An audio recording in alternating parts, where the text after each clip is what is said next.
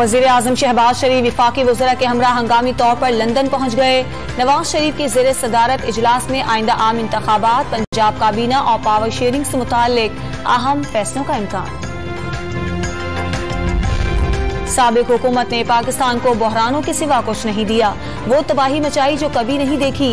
आइंदा इलेक्शन में मुकम्मल जान छूट जाएगी। नवाज शरीफ की लंदन में सहाफियों से गुफ्तगू।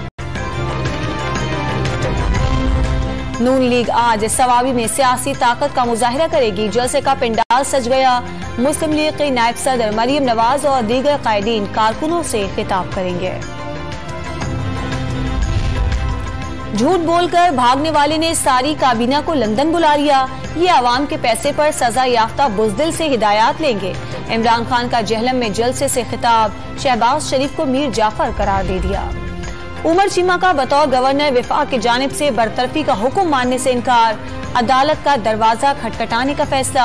स्पीकर परवेज इलाही ने भी कायम मकाम गवर्नर पंजाब की जिम्मेदारी संभालने से माजरत कर ली। अमरीका ने इमरान खान के इल्जामात झूठ करार देकर फिर मुस्तरद कर दिए। साबिक वजीर आजम के इल्जामात पाकिस्तान से ताल्लुकात की राह में हाइल नहीं होने देंगे।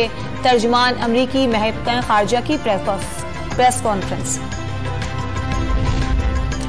दरियाए सिंध में पानी की सूरत हाल बेहतर न हो सकी। कमी मजीद बढ़ने लगी। किल्लत 62% तक पहुंच गई। दरिया का बेशतर हिस्सा खुश्क हो गया। घोटकी में तालाब खुश्क होने से मछलियां मरने लगी।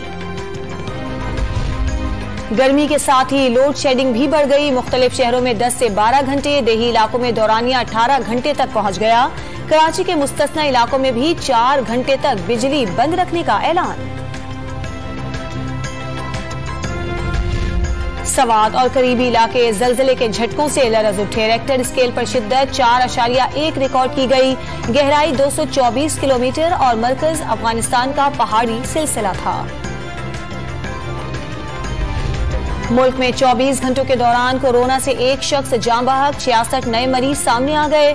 मुस्बत केसेस की शरह 1 से कम पर बरकरार। और माइक्रोसॉफ्ट के बानी बिल गेट्स से कोरोना वायरस में मुब्तला हो गए।